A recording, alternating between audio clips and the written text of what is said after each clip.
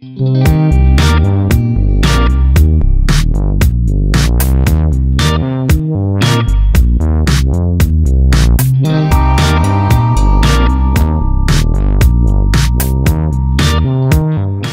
tout le monde, bienvenue à mon petite émission de cette semaine.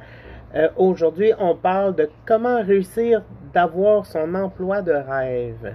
Chaque personne a un rêve d'un emploi idéal et chaque personne a aussi... J'essaie de placer mon téléphone pour pas qu'il tombe. Donc, on va continuer. Donc, chaque personne a leur objectif pour leur emploi de rêve. Donc, moi, je vais vous donner les trucs que j'ai personnellement pour avoir son emploi de rêve. Premièrement, on doit déterminer ce que vous aimeriez avoir comme condition de travail. Est-ce que vous voulez travailler de la maison? Est-ce que vous voulez faire un horaire de 8 à 4 du lundi au vendredi? Est-ce que vous voulez travailler les week-ends? Est-ce que vous voulez travailler 2 jours semaine, 3 jours semaine, 10 jours par mois? Finalement, vous devez vraiment sortir tous les points qui sont importants pour vous. On s'entend qu'on a l'habitude de voir des horaires précises, mais j'ai de mes amis que eux, ils veulent seulement travailler de nuit. Donc, leur rêve, c'était de travailler de nuit. Donc, ils se sont trouvés une job de nuit. Mais c'est différent pour tout le monde. Ensuite, il faut regarder aussi dans quel domaine qu'on veut travailler. Est-ce qu'on veut travailler dans le domaine de l'alimentation, tourisme, la santé? Il y a toutes sortes de domaines et il faut y aller avec, finalement, avec nos intérêts et qu'est-ce qu'on apprécie. On doit aussi voir des alternatives de qu'est-ce qu'on peut voir, qu'est-ce qu'on peut aller,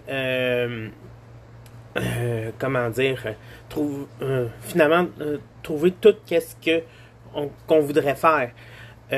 Faut aussi prendre le temps de déterminer le salaire qu'on veut. Comme moi, en tant que cuisinier, je sais que si je me fais engager dans un restaurant, ben mon minimum de l'heure, c'est 18. C'est mon minimum. J'accepterai pas de contrat en bas de 18. Tout dépendant de mes références, tout dépendant à qu'est-ce que je veux. Après, il faut regarder si on a les qualifications pour exiger nos conditions. Donc, on s'entend que si j'ai pas de formation, je suis vraiment à la base, c'est mon premier emploi.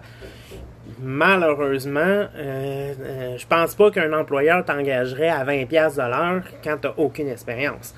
Donc, faut aller voir si on a les compétences pour demander. Sinon, aller les chercher. Donc, tu veux avoir un meilleur salaire, va suivre des cours, va te spécialiser dans certains domaines pour te permettre de monter ton salaire. Faut aussi établir ses limites. Donc, ce que je veux exactement, comme je vais donner un exemple de même. Je veux travailler en cuisine, je veux un horaire de 8 à 4 et je veux un salaire de 28$ de l'heure. Bon, c'est ce que je veux. C'est sûr que c'est un monde idéal, mais il faut mettre aussi les conditions minimum qu'on serait prêt à accepter. Comme, oui, j'accepterais 18$ de l'heure. Oui, j'accepterais un fin de semaine sur 2. Donc, faut vraiment avoir qu'est-ce qu'on va accepter au minimum, mais il ne faut pas nécessairement le dire à vive voix. Donc, on n'approche pas un employeur. Je veux du 28$ de l'heure, mais j'accepterai 18$. Donc, il y a des fortes chances qu'il donne 18$. Faut attendre les contrats off, puis tu travailles. Si il va trop bas et qu'il ne veut pas absolument te donner ton minimum, ben finalement, accepte pas l'emploi puis va voir ailleurs. Faut aussi dire immédiatement tes conditions. C'est pas comme quand tu as une offre d'emploi, parce que là, on a le pouvoir en tant qu'employé d'avoir la décision. Parce que les employeurs sont en rupture de personnel, donc faut qu'ils acceptent certaines conditions pour pouvoir avoir leurs employés. Donc, faut dire tout de suite les conditions qu'on veut. Si on veut, je sais pas, on veut avoir un horaire fixe, on veut avoir telle journée de congé à toutes les semaines, on veut, faut les établir tout de suite en postulant sur l'offre. Je vais prendre l'exemple. Moi, j'ai eu un contrat. Je m'ai fait approcher pour un contrat de cuisine pour cet été, pour les remplacements de vacances. Moi, j'ai dit tout de suite, OK, je suis prêt à le faire, à tel salaire, et je ne veux pas être pris pendant tout mon été pour remplacer.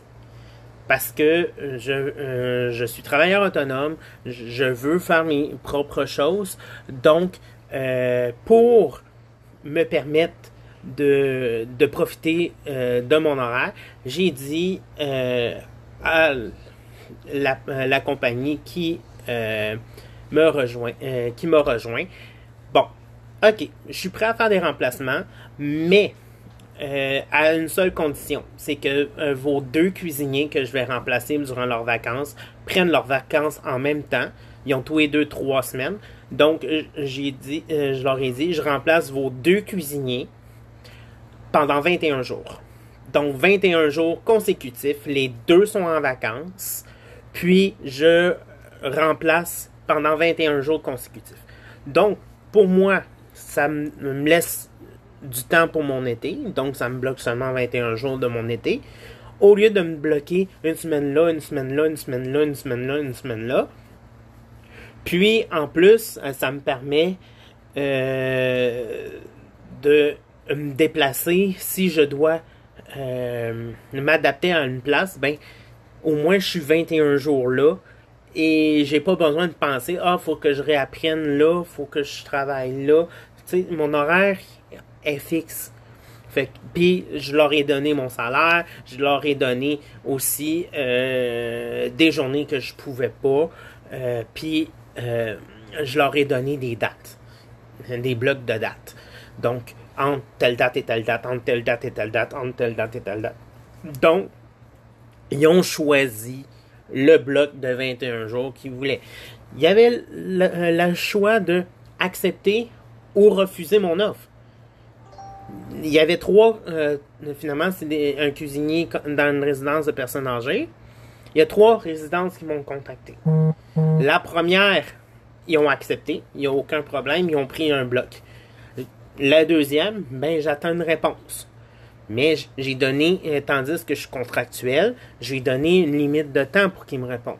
Comme je leur ai donné 1 semaine pour me répondre. Sinon, tandis que le deuxième me répond pas, je vais passer au troisième. Je vais leur offrir la même chose. OK, j'ai entre telle date et telle date, telle date et telle date, je vous offre tant de jours. Par rapport aux vacances qu'ils ont à donner. S'ils ont 2 employés à 4 semaines, ben c'est 28 jours. Fait que un bloc de 28 jours. Donc, ça me permet aussi d'avoir mon été, et ça me permet aussi d'avoir le contrôle sur mon horaire. Parce que on s'entend que je ne veux pas me priver de mon salaire principal qui est mon LMN, mais mon travailleur autonome, que et je veux pas perdre la possibilité de profiter du beau temps et profiter de ma vie comme que je le souhaite. Je ne me gêne pas de... j'ai des limites, j'ai des possibilités d'accepter certaines choses, mais j'ai aussi la liberté de refuser leur contre-offre. Donc, puis je me sens pas mal si ils acceptent pas mon offre. Parce que moi, je leur offre qu'est-ce que je veux. Puis s'ils veulent pas ça, ben c'est eux autres qui veulent pas avoir l'option là. Oui, ça donne des restrictions aux employés qui sont là parce que moi, c'est pour des remplacements. Mais, tu sais, ça me permet de me garder une qualité de vie pareille, tu sais. Refuser un offre, ben, c'est notre pouvoir maintenant. Donc, faut pas avoir peur de se faire reprimander ou se faire, comment dire,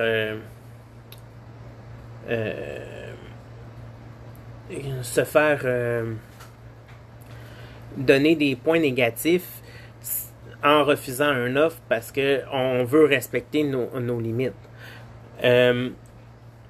Ensuite de ça, l'important, c'est de savoir si on remarque que on veut un horaire fixe, on veut avoir... est-ce que nos conditions de travail qu'on veut s'adaptent bien au type d'emploi qu'on veut? On s'entend qu'un cuisinier qui veut avoir toutes ses fins de semaine de congé, à part dans un restaurant qui est ouvert du lundi au vendredi, c'est presque impossible.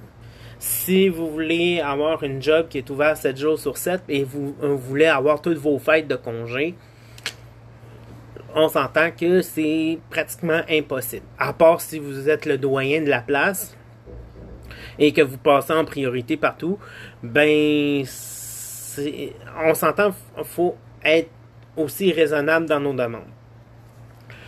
On s'entend que il faut qu'on détermine si c'est toujours mieux de travailler pour un employeur ou travailler pour son propre compte. Moi, pour ma part, avec les exigences que j'avais par rapport aux emplois, côté alimentation, j'ai remarqué que j'étais toujours mieux de travailler à mon compte. Parce que je peux décider de mes horaires, je peux finalement établir qu'est-ce que je veux vraiment. Et par la suite, je négocie mes prix par rapport à qu'est-ce qu'ils me demandent. Ça fonctionne très bien.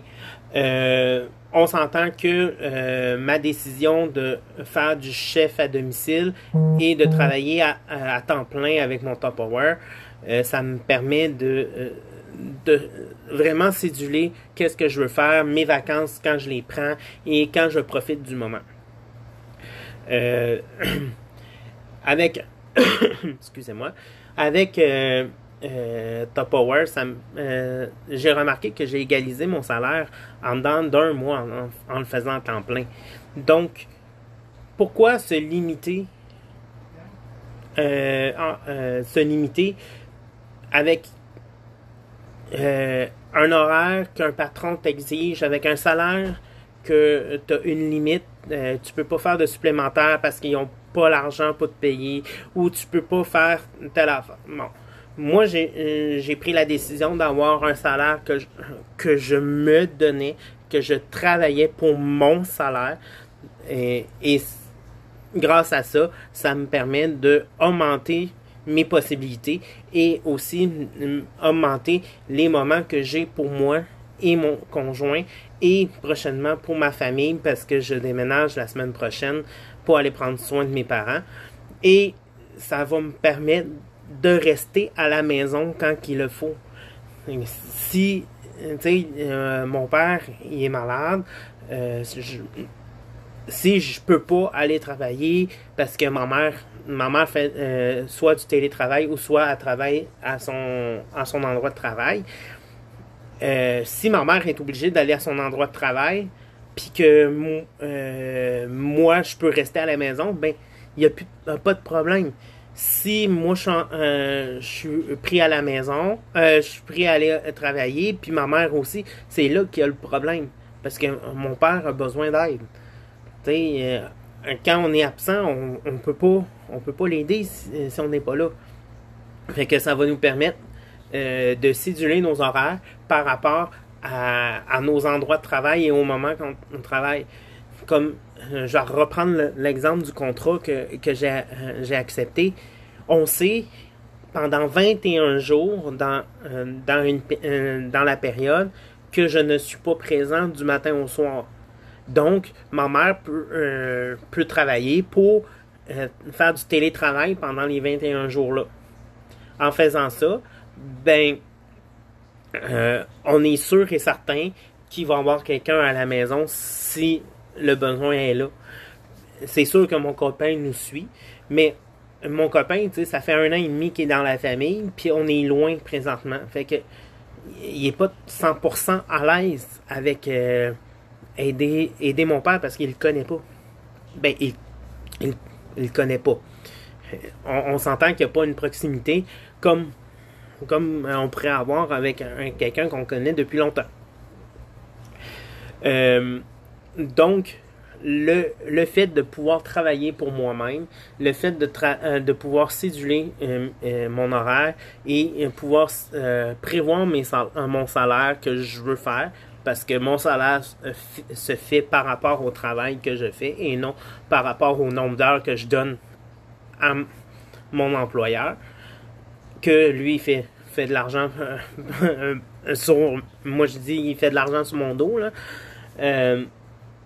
Sérieusement, j'aime mieux investir en moi et pouvoir pousser dans mes connaissances et pousser pour donner l'excellence à mes conditions à moi. Donc, sur ce, je vous souhaite une bonne semaine.